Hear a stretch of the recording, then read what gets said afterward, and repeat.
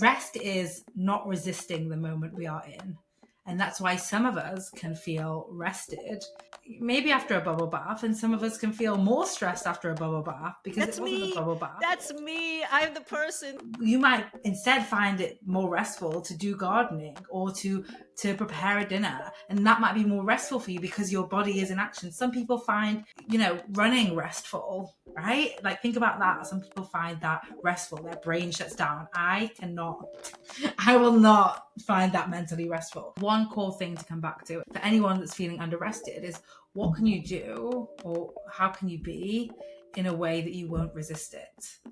Right? Just like Netflix can be restful or not restful. If you spend the whole time on your phone thinking you should be working, checking emails, like, it doesn't matter. The Netflix isn't restful. What do you enjoy that doesn't feel or fuel any resistance? So just starting where you are and not looking at anyone else's definition of what you should do. The moment you think I should is the moment you're resisting the moment and you're not resting. So what do you want to do? What do you want to try? Set a hypothesis, test it, learn. Be willing for it to feel uncomfortable. Be willing to figure out what you don't want before you find what you do want, and be willing to start small. Welcome to the Illuminating Wisdom podcast. I'm your host, Marcia Narine Weldon, and I'm a lawyer, business strategist, corporate trainer, and executive coach.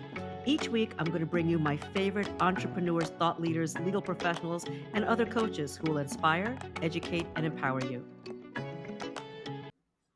So we are here today with Vikki Yaffe, who is a time coach, which I'm so glad, because no matter who's listening to this, everybody needs to hear this episode.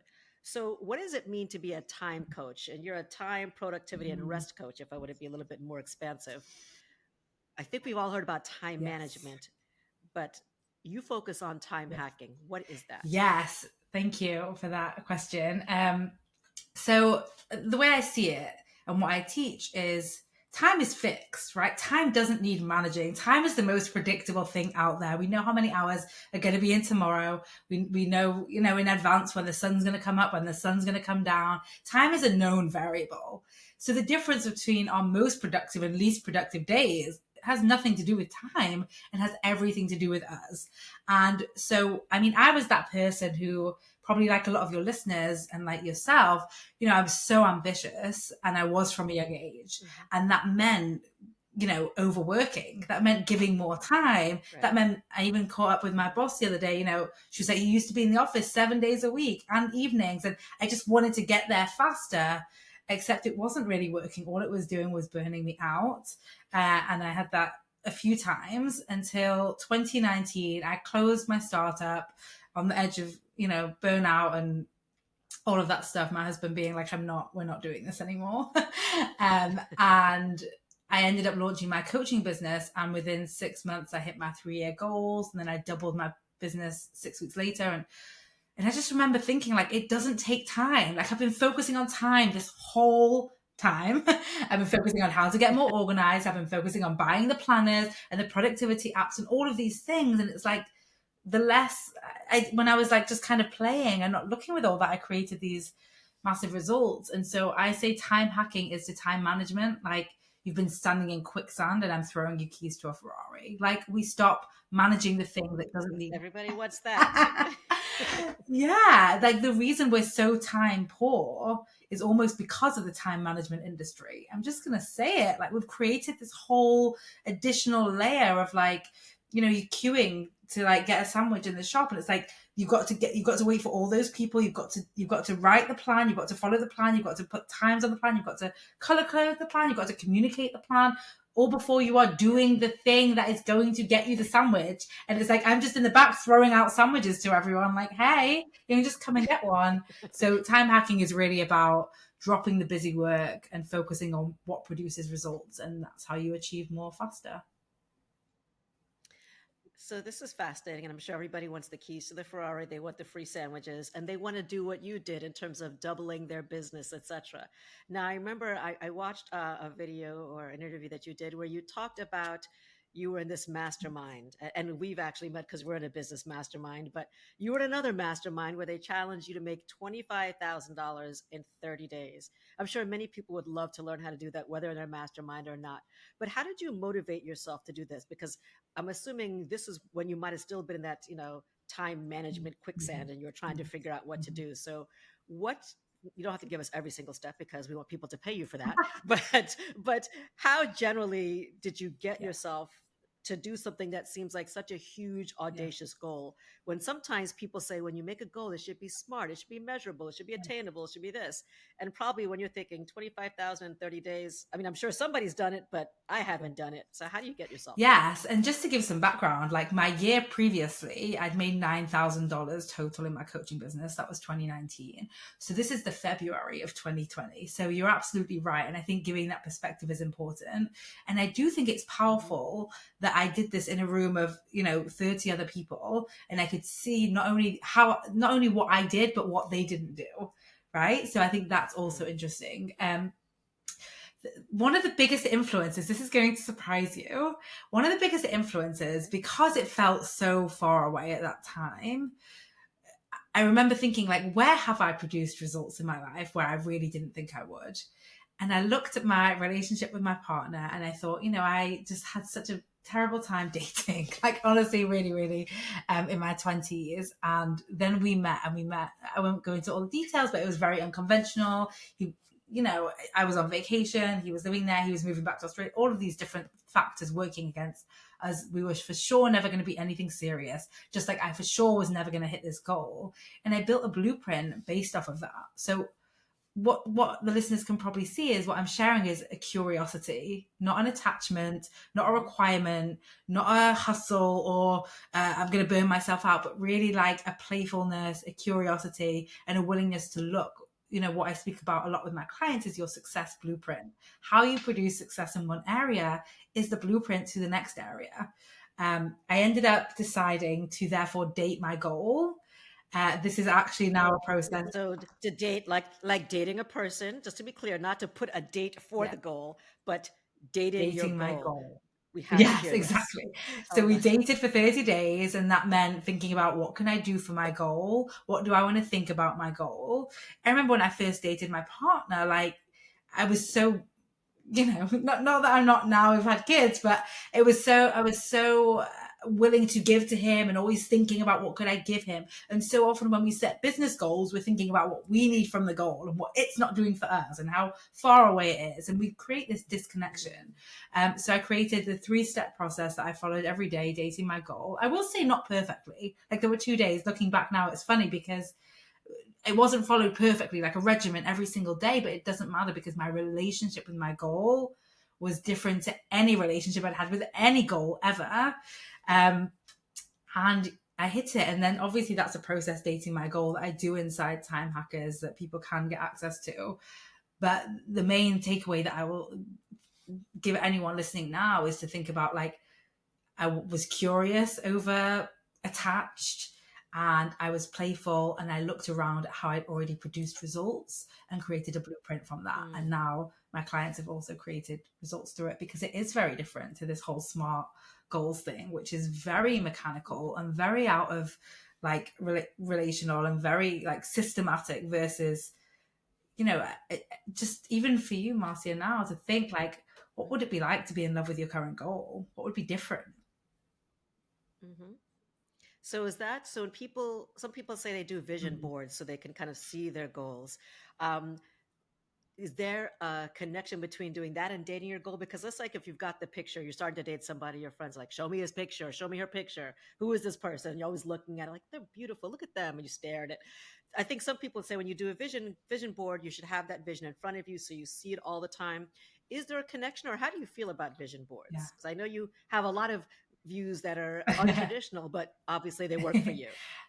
So it's not vision board related, but where you are exactly right is so often we are very secretive about our goals. It's like that relationship we're ashamed of. We're like, I'm not sure if it's going to work out. Think about the difference between dating someone when you're like, I'm not sure it's going to work out. You're not going to meet my friends. You're not going to meet my family.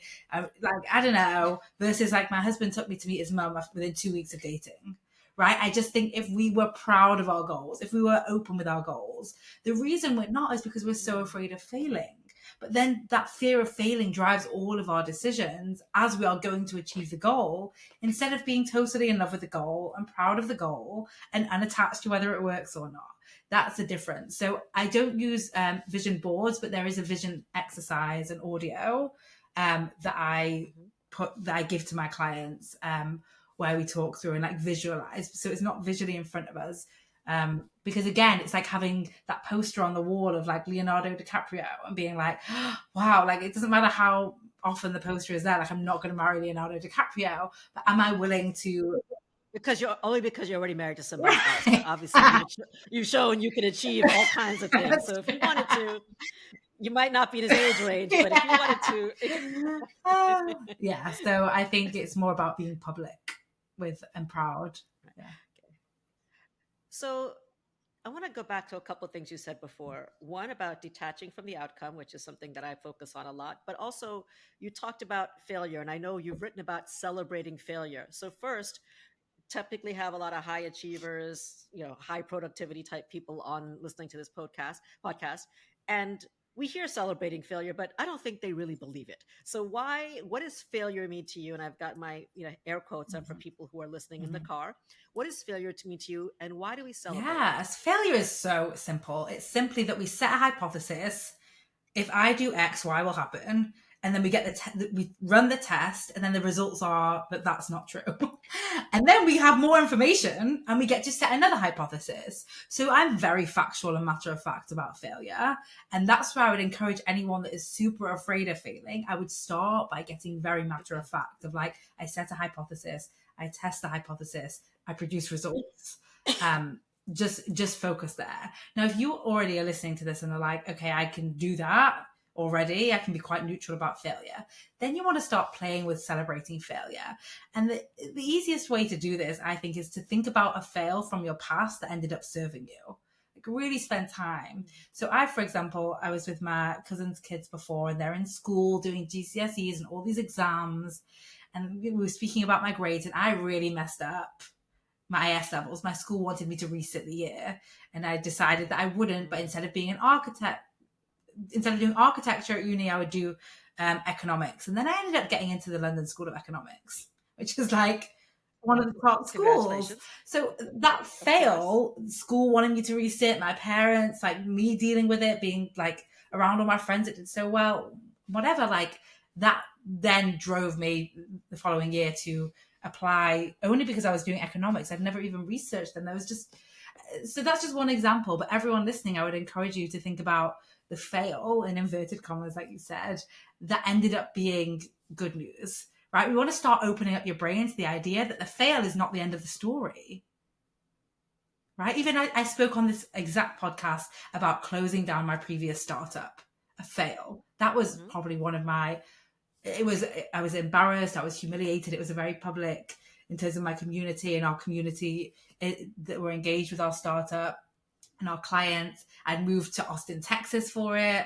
We'd been working on it for 2 years. It was humiliating and embarrassing. And within 6 months, my coaching business of being in that low, my coaching business had achieved my 3-year goal. So I was willing to fail, and that fail wasn't the end. And that's what I'd encourage for everyone. Yeah, I think that's important because so often, the best inventors, the best entrepreneurs, they learn from their failures. They do that post-mortem. They say, okay, what did I learn from this? What could I have done differently? And they continue, because to the extent that, if you have a goal and it's so easily attainable and you get it right away, then maybe your goal wasn't big enough, right? And so, I always say that if you fail, now if you're separating conjoined twins or something like that, yeah, it is a life and death kind of situation.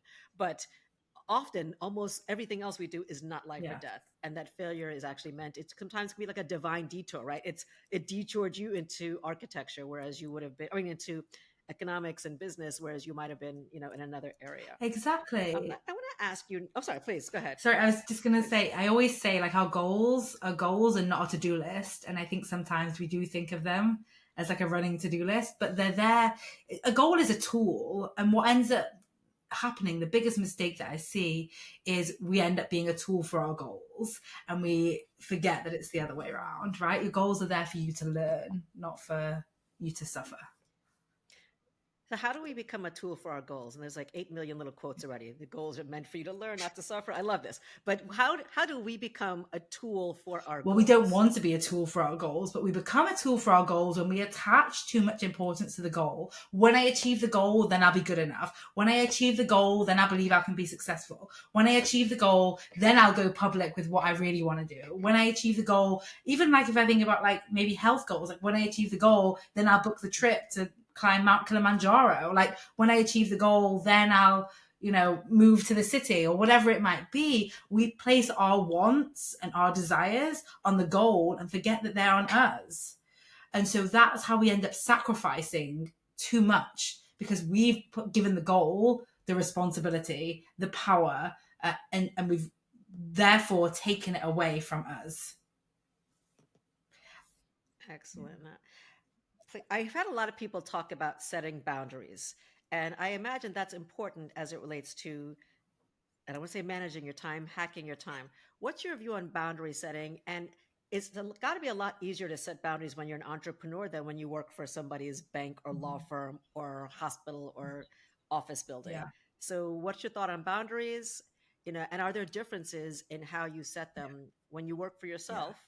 Because it can be harder for some people to do that, to be honest, versus when you work for someone else. Yeah, I mean, one of the things I speak to companies about is setting an intentional time culture, and I don't think it should be on employees to create their own boundaries, because what you end up with is a whole mess of different boundaries, and someone joins the team and the 10 people have different boundaries, and it's very confusing, and it becomes this whole thing to manage. Instead of when we work with companies at the top and set an intentional time culture, and then that's spread out, then you're attracting people in the recruitment process, you're training people, it's much more powerful. So I do think we have to be mindful of just saying to someone that's an employee, and people do also join my lifetime access coaching program that are employees, and it is different, absolutely. And I also think, if I'm being honest, this might surprise you, but maybe not, because it sounds like you came here to be surprised by me. Absolutely. I think boundaries are misused and overused, and I think less is more. Less committed is more powerful than more going back and forward on your word. You have to think about what's easier for everyone else. So I'll even give an example, an employed example of this is my former boss. This is when I worked in finance, and this was such a powerful lesson to me. And our CEO emailed everyone in the office out of the blue and said, going forward, we want everyone in at 8 a.m. Everyone's got to come in at 8 a.m. We were normally 9 a.m. Now, she was a mother of three young kids. She was the head of a team, and our team was producing great results. And so she replied to him and said, thank you, and me and my team won't be doing that. So I was the only junior. I was junior. There were 4 of us, and there was 150 people in the office, and we came in at 9 o'clock. So I think, that was her boundary. That was her, like, I am not doing that. But when I'm at work, I'm not going to be stood at the coffee machine chatting around. I am going to deliver, and I am going to produce results. And being exposed to that in one of my first jobs in my early 20s changed my life. So I think, she wasn't arguing about every little thing, but that was a clear boundary for her. I work all day. I don't see my kids when they come back from nursery. My morning is with my kids.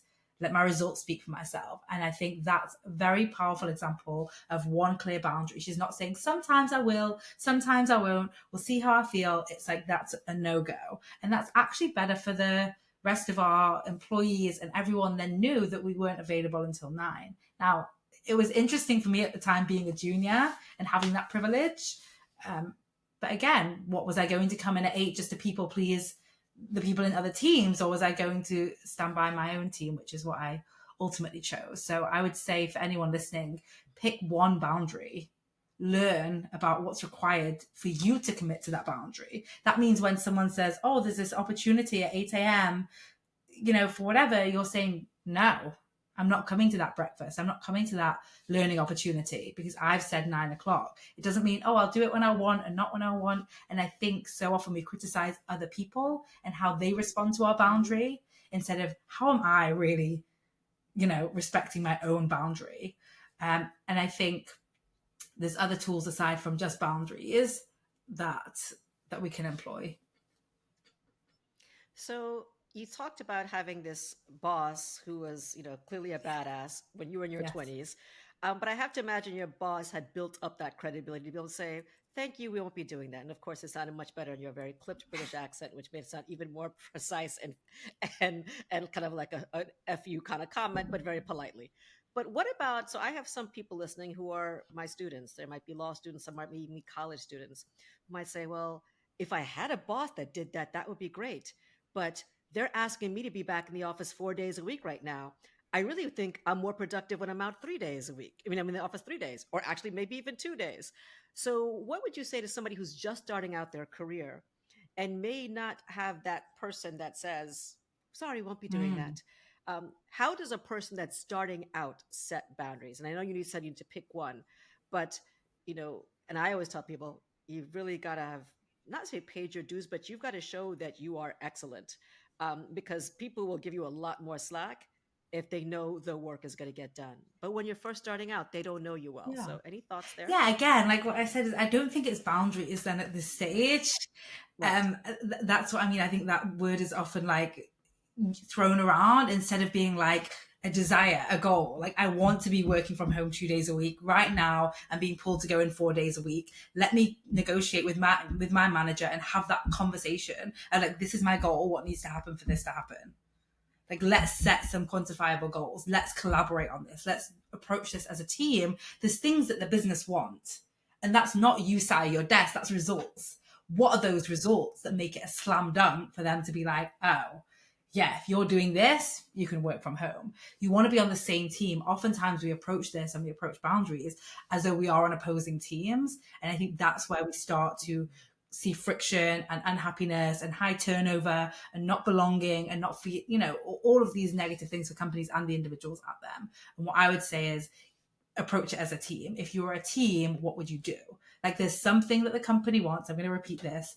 There's something that the company wants. Companies don't succeed because people are sat at their desks. They succeed because of certain results. What are those results that you can provide for the company that's not 5 years of working there? What's the results that make you irreplaceable today? Right? I think about at that same job, 11 of us did financial qualifications and certifications for an exam, and I was the only one that passed. Right? That gave me, therefore, the opportunity, like a stronger negotiating position to continue them funding my education and learning. So Right. that's just another example. Excellent. So you've recently posted on the 8 worst productivity tips. I love this.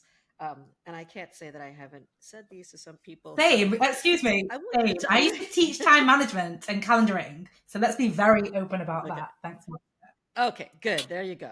So she's no judgment. She's just going to assess and observe things that we might want to do differently. So I'm going to list them, and I want you to kind of say what's wrong with this advice Yes. from your perspective. And of course, people can take what they like and leave And the also, rest. before we do it, First, can I also say we're going to do this, but if something is working for you, let it work for you.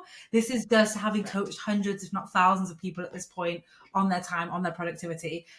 I just see so many people trying to do the wrong things and exhausting themselves for it. So that's where this came from. Thanks, Marcia. Wonderful. Number 1, plan your entire week on a Sunday. This is blasphemy to probably people like, I need to turn this off. This woman doesn't know what she's talking about. And others are like, thank God somebody's going to tell the truth. So, what is this? Plan your week on a Sunday. What's wrong with that? Yes. I mean, firstly, let's talk about how fast the world moves these days. That idea, that practice is so outdated. We have so much more access to information. Things move a lot quicker. What you think is going to be the best thing for you to do on Thursday, on Sunday, by Tuesday, you're already smarter. You already learned more. You already know more. That's one thing. The second thing is I've coached doctors and salespeople and anyone in a client-facing role. Well done trying to plan your week on a Sunday. But on Thursday, whatever happens. You have priorities that are not you cleaning out your inbox just because you said that was when you were going to do it. And we have to, that flexibility, that ability to quickly adjust, that is a super skill more than the skill that a lot of people come to me frustrated with, which is, I'm not doing what I said I was going to do. I'm like, yes, because you are smarter today than you were when you set the plan. The faster we are, the more malleable we are, the quicker we move, the faster we achieve. Like, your Sunday self is not as knowledgeable as your Thursday self. I think of it like, it's like going, say, like riding a bike, like a dirt bike, through a path, and you're wanting to know the exact route, but you don't know till you are on the bike, on the path, that there's actually a shortcut to the right, and there's actually a big rock to the left that you need to avoid. So you've looked on the map visually and said, oh, I'm going to go this way. But when you are actually driving, you get to see the bumps in the road. You get to see the potential shortcut. And we want to create adjustability. I think I made that up. Flexibility, Okay. flexibility to respond to those opportunities and challenges that come up, which do faster than ever these days. Excellent. Okay, check. I like that one. Wake up an hour earlier. Now, I tend to wake up at 0 dark 30 anyway.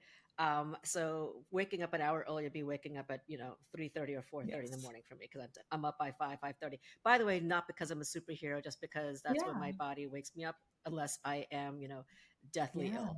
So for me, I wouldn't need something like this. And I like the idea of waking up early. I get a lot done. There are a lot of people who hate getting up early, much less an hour earlier.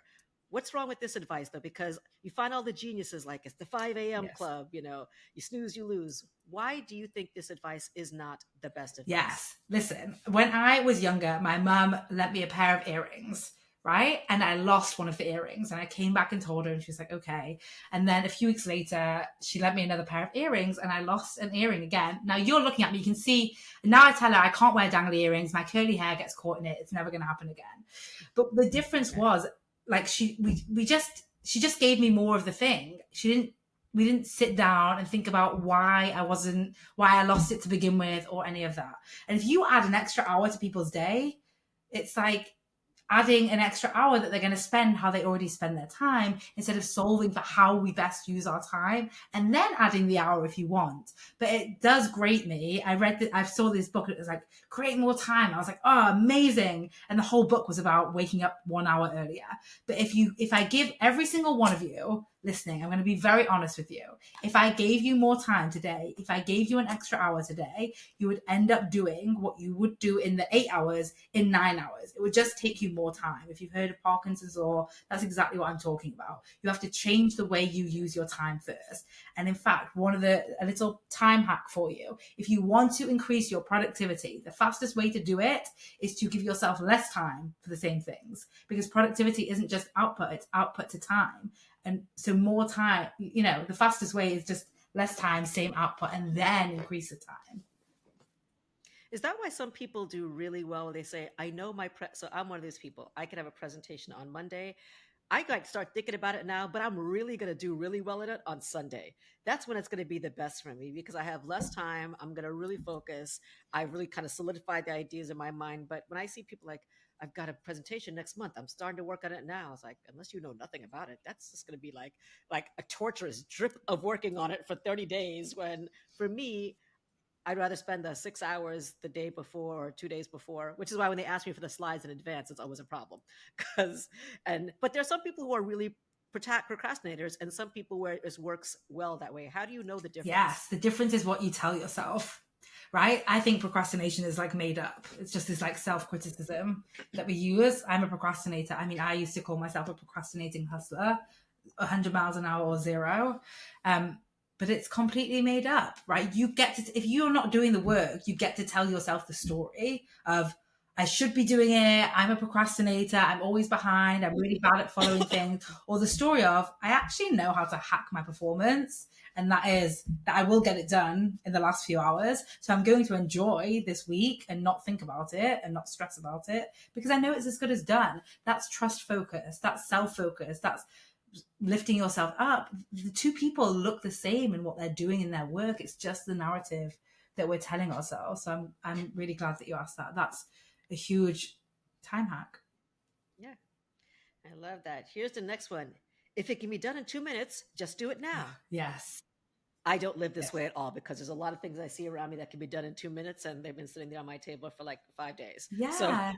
So I can already tell from me why this doesn't work. But why doesn't this work for many people? If it can be done in 2 minutes, just do it now. Because we're just thinking about, it's kind of like buying something just because it's cheap, right? It's like, oh, I'll just get this mug just because it's cheap. Well, that mug might break in a week, or those shoes might not last the winter just because something is cheap. Or even like I think about the British summer we've had, it's been honestly terrible. But I could have a week ago been like, oh, bikinis are on sale, I'm going to buy one. Well, I can buy one, but I'm not going to get to use it. So it's not just price, it's not just time. We want to be thinking about the return on the time. So I can spend, and the big issue I have with this is emails take 2 minutes, and emails are not necessarily a revenue generating or impact generating activity, but we feel good. We're like, oh, I'm responding to emails, and we're like, where's the day gone? I didn't get anything done that I wanted to do. So that's the point that we're making here, is don't just think about time, think about what it's creating. What's the return on time invested?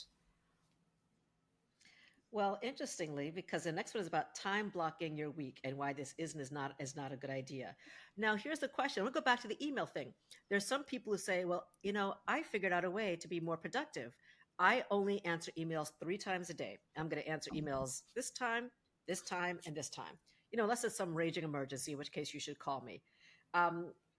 But you don't love the idea of time blocking your week. Are you okay with time blocking to say, I will only answer emails a few times a day, and then we'll get to the time blocking the week?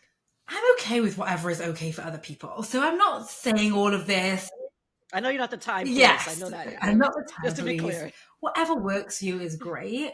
But again, the time blocking, I think it's like Elon Musk who says he like every 5 minutes of his day is time blocked. Like, just the idea of doing that is just exhausting. And then if there's like a domino effect because you like needed the bathroom, then like you've ruined everything. And that's my issue with time blocking, is what I've seen with so many people is we underestimate how long things takes us. We overestimate how much we can get done in a day. The amount of people I've coached off the ledge of like, I must get 40 things done today, versus like, that's going to overwhelm you, stress you out, and you're going to get one thing done at most and then feel terrible the whole day. So just knowing our human brains and how they make decisions, that's what we're trying to remove here. We're trying to remove this expectation versus reality, instead of, again, thinking about what's the results that you want to create. What's going to, I teach my clients who have Monday questions and Friday questions, like, what's going to make this week a successful week? What's one thing I'm committed to doing that I've been putting off? Now, a lot of people are like, I can do more. I want more. Like, I could do 10 things that I've been putting off, but you've not been doing them. So why don't we stop? We could. Yeah. Why don't we start with one and create success? I'm all about hacking. Like, a big time hack is creating success as soon as possible, and then you're acting from success. So often we are just sitting in failure and sitting in being behind and sitting in what we've got to do instead of what we have done. And we want to be operating more from success, from celebration, from what we can do. So that's why I would move away from time blocking and instead think more about how can I create fast success this week, and then flow in the rest of my week from like, this has been an amazing week. Love it. Eliminate distractions. What's wrong with that? That seems like everybody should do that. Listen, I'm all for it if it works for you and whatever. But when I became a mum, I did a podcast episode on this. It's called Becoming Indestructible as a Mum. When I became a mum, I realized that idea not only wasn't helpful to me because, hello, baby, but also kind of is hard for working parents or carers, because we're suddenly assuming that they're distracted when distraction actually happens in our brain, not in our external environment. And if I do recommend people listen to that podcast, maybe we'll add it in the links, because I literally have my baby with me. That's what I wanted to do. I wanted to show people my ability to get my brain back on track was because my mindset around distraction wasn't, I'm going to be distracted, I can't focus. It was, my baby is here, I'm going to be distracted, and then I'm going to refocus. And it actually happened because I think I had to bring him to a coaching call with my community.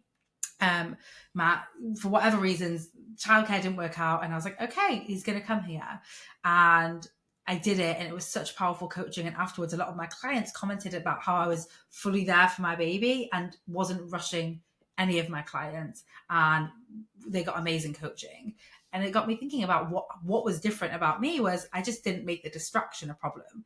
And I think too often we make distractions a problem. Now, that's not to say clear your desk if you want to clear your desk, but don't use your desk not being cleared as an excuse. Don't use the phone ringing as a reason to go, make a cup of tea and go to the fridge and, oh, my afternoon's ruined now. Like, it's in your brain. Our brain, I always say, is our number one time tool. Our brain is our number one distraction tool. Like, it's not your phone. It's not the baby. It's not the doorbell. Wow. All right. Use the Pomodoro technique. So for those who don't know, that's when you kind of set a timer for maybe 20 minutes, 25 minutes. You're solely focused on that one thing. A lot of people use it when they've got people here that might be lawyers. I'm going to work on this brief. Or people who are students, I'm going to study. Or people who are writers, I need a block of writing time. Or people who are content creators, I'm going to spend this time. And then when the timer goes off, I'm going to walk around for 10 minutes, do something else. And then I'm going to come back and do something. Yeah. What's wrong with that? Well, again, it's a technique. Again, I know it might work for some people, but when you coach people, Yes. where do you see that this doesn't serve them? Well, I teach about sprints and rests, and I say life's not a marathon; it's a series of sprints. And the issue with the Pomodoro technique is there's not enough rest. Simply put, it's like 25 minutes on, 5 minutes off, and it's overly structured, and it's super rigid, and it leaves you away from being like, actually, do you feel rested or not? Like, what about removing the timer and connecting to yourself? Do you feel focused or not? How, like, when you are focusing, do you feel capable? Like, we know ourselves. We know when we are doing something. And typically, one of the big things that I've seen my clients do is at least equal the amount of rest with the amount of work. So they might be doing 15 minutes on, 15 minutes off, or 2 hours on, 2 hours off, or whatever it is. So I really just encourage people to be way more flexible than the Pomodoro method. The idea that every single human and every single task on every single day would operate with the same 25-minute, 5-minute thing is ridiculous. Like, we need to move away from these rigid, strict time rules that then we think like there's something wrong with me because this is a famous method that everybody uses and everyone else can do it. No, they can't. They also can't do it. Just decide and, again, set the hypothesis. I think that I'm going to be able to focus on this for 20 minutes, and then I think 20 minutes off is going to be great. The fear around being off is what I tend to overcome with a lot of my clients. Love it. Track your time. Now, a lot of people listening are lawyers. Like, of course, we have to track our time, but we don't have to track it all the time. And I remember when I went to be an in-house lawyer, so I was no longer working for a law firm. I didn't have to track every 15 minutes of my time. It still took me forever to stop thinking about how I'm tracking my time. But some people say tracking your time. Let's say you don't have to do it for work. What's wrong with tracking your time so that you can say, I'm wasting so much time. Look at how much time I spent doing X when I didn't achieve my goals. Mm-hmm.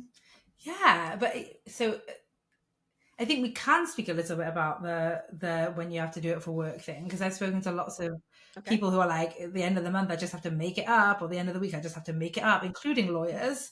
So we just want to be very honest. We mean, by the way, you don't mean manufacture the No, time. no. Like you have to make up the time. Just be clear, because we're talking about lawyers. I know no lawyer would ever fake the amount of time that they work. Right. But it's an inefficiency. It's an inefficiency for sure. Yes. Correct. So I think we can all understand that. Like, it's not adding value to the job. It's not adding value to the work. It's not adding value to yourself, to your employers. Like, it's another thing that we need to do and manage. So that's what I would say for them. And then externally, I mean, you kind of hit the nail on the head. What we're going to do is we're going to time track and then criticize ourselves. Cool. Instead of focusing on, like, what have I done well today? What am I proud of today? Right? It's just, again, like, and also I think about, obviously I'm a former investor, current investor, but my background is finance. Like, past results have no indication of future results. How I work on one day is not a predictor of how I work the next day. There's so many different factors at play. And I just think it's like looking at that data, criticizing yourself, seeing that you're wasting time. What's that actually creating for you? It's not motivating you. It's not inspiring you. It's not opening up your creativity and your juices and having you be like, I'm going to, be like, have such a fun evening now. Because of it, it's going to create time anxiety, time stress, time pressure, versus actually solving for the root of why we don't use our time well, which is what time hacking is all about, right? Again, we can focus on the time, great. Why? That's where we want to be. We want to be in the why, not the data, not the how. Love it. And then use productivity apps. Yes. Now, a lot of people live and die by the app. And you started off earlier talking about the color coding the calendar, and then it's got to have the stars and a unicorn. It's got all these kind of things on it. But there are productivity apps that save some people's lives. Now we're asking about when doesn't it Mhm. work for people that you Yeah. coach? Well, I think it's just, again, my thing around productivity apps is where we've outsourced responsibility and credit. And we're like, this productivity app makes me more efficient. This productivity app makes me less distracted. The productivity app, I don't care how smart it is no match for your human brain. So maybe you are working with the productivity app, but you take credit for it, please, please. Because as long as you are reliant on the productivity app, as long as the productivity app is the magic, you are not the magic. As long as the productivity app is the creator and that has all the power, you are not. And that's the number one thing, is we outsource credit and responsibility to the apps, much like we do the calendars, much like we do the alarms and all of this. And my work is really around reminding people, you are the powerful one. The app is a tool for you. You are not a tool for the app. And it doesn't matter what the app said that you were going to do today. If you know better, you know better, right? So that's Right. really what I'm saying with the productivity apps. And obviously it's so broad saying productivity apps. There's so many different ones, but I get requests all the time for productivity apps to be sponsored on my podcast. And I'm like, no, I just wouldn't do it, because again, I've just seen too many times people say, everyone says this is going to work, and then I do it and it doesn't work for me, therefore I'm broken. I'm like, no, like, you are powerful. Can we just Right. remind that? So I just think we outsource credit responsibility. We expect it to solve all of our problems, and it's still no match for our human brain. So now that we've gone through those 8 controversial things, but some people are like, hallelujah, somebody said it. Let's talk about rest, because you also have a different view of Yes. rest. And I'd like you to explain to the listeners, because I think it's really going to resonate Yeah. with some people. So first of all, you are also a rest Yes. coach. You coach people about resting. You have rest weeks. Does that mean that I'm lying around rosé all day, relaxing at the bubble bath with candles, with somebody feeding me grapes, which sounds I mean, delightful, by the sign me way. up. But Everyone's like, sign why me do I up. sign up for this rest week? This sounds great. But let's talk about rest in general, and then how can we do it? I don't want to say more effectively, Yeah. but how can we do it so that we're actually really Yes. rested? Because I think a lot of people feel like they're resting and they're like, I'm not rested. Yes. I feel more stressed than I was before. Why is that? Exactly. So I'm going to start by giving my definition of rest, which is unlike anything you would have heard before. Rest is not resisting the moment we are in.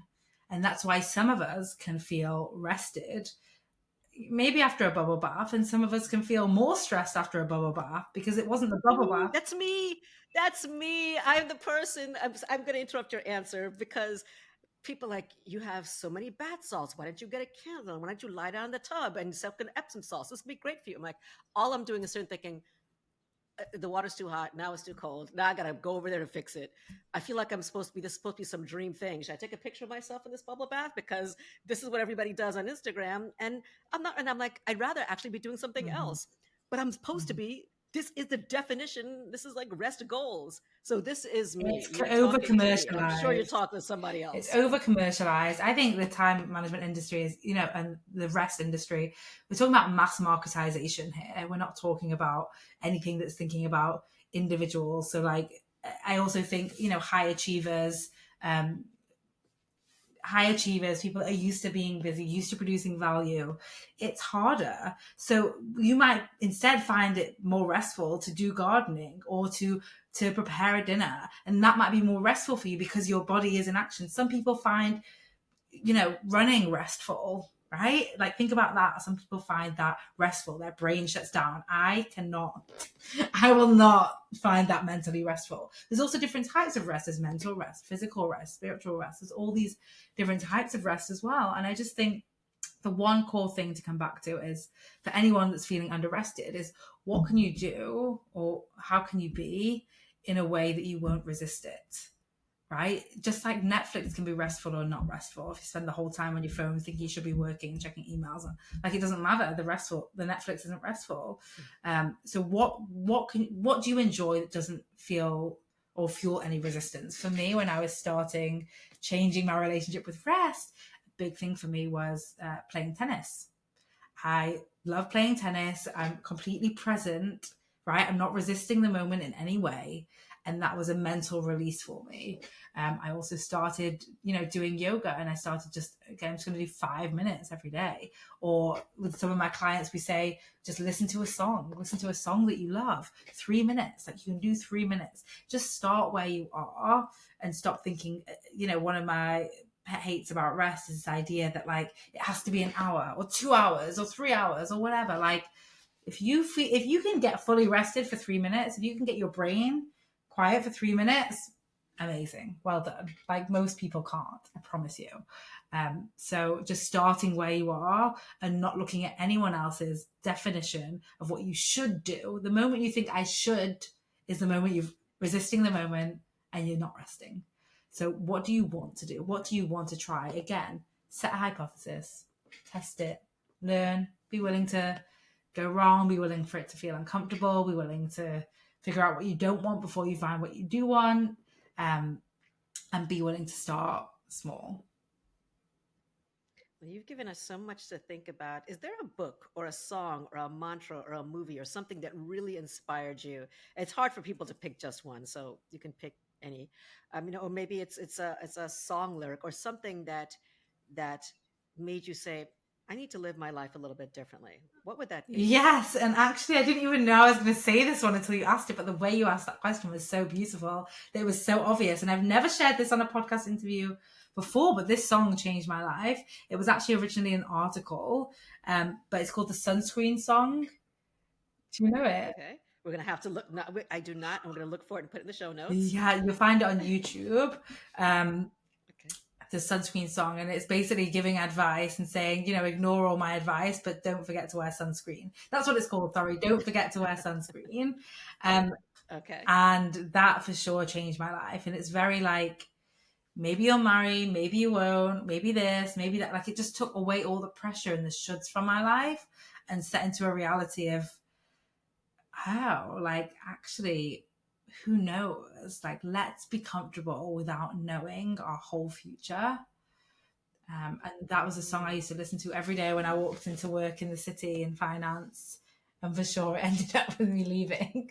So don't be afraid to listen, people. So it really It changed really your changed life my for life. I sure. think until then, I'd just been living success by other people's standards. And I was successful by other people's standards. And I was not happy. So Well, I know there's a lot of people that have been listening to you talk because the good thing is you and I talk at the same level of speed. So they probably got 2 hours worth of information in this past 45 minutes. But if they want to work with you, and I know you also work with companies as well as individuals, what kinds of offerings do you do? And of course, we'll add everything to the show notes, but how can people work with you? yes. So the easiest way would be, I think, to sign up for our 6-session bundle of Time Hackers one-to-one coaching. You'll work with one of my Time Hacker coaches. They have been a Time Hacker. They have gone through a certification. They've been on board, gone through a recruitment process. They are amazing. So you can get 6 sessions. They're 20 minutes each and change your life in 6 weeks. Seriously. That's where I would recommend most people start. The other place people start is joining Time Hackers, my lifetime access coaching program. So that's where you come, you're part of a community. We have weekly coaching calls. You do get a few one-on-one sessions there, and you also get access to discounted prices. You get access to dating your goal. You get access to rest week. You get access to all, and there's a private podcast. You don't need to sit and watch videos, but it really is like a buffet. That's my most detailed program. And then actually you can then go on to become a time hacker coach, or if you're an organization, we come in and bring time hacking into your organization, help you set an intentional time culture. We work with teams, we work with individuals. If your company will sponsor you, you can contact us and we can work with them for even the B2C programs. But yeah, we are really changing and running. Full service. Pardon? Yeah, full service. A full service. Full service. A one-stop shop. So if there's one thing that you wanted people to remember about you or about what we've talked about, Yeah. if they remember nothing Yeah. else, what would that one thing It's be all, that you want people to leave yes, it's all made up. It's all made up. Even time is made up, right? There used to be all these different time zones in the US, and then they just decided to have less of them. Like, it's all made up. If something is not working for you, it's not you, it's the thing, because nothing works for everyone. So I think that like it's all made up and it's not you, it's the thing. Let yourself not be good at what you're not good at, which I know is very hard for high achievers because we can often grit and will our way into it and we'll be good at it, whatever it costs us. But when you know how to produce results from ease, you will actually achieve a lot more. I love it. And you don't have to wake up an hour earlier to do it. So I want to thank you so much, Vikki. You've been just awesome. And hopefully, when you guys listen to this episode, you'll find it so valuable. You'll like it. You'll share with others. And you'll also subscribe to Vikki's podcast. And we're going to have links there because everybody needs this is one thing that no matter who is listening at what age or stage in your life, this is going to apply to everyone. So thanks again, Vikki. It's been so much fun having you here. And I've learned a ton. Thank you so much for having me. This has honestly been one of my most fun podcast interviews. So thank you. Great question. There you go. Thank you. Thanks so much for joining us. Stay tuned for the next episode. If you like what you heard, subscribe and share it with others.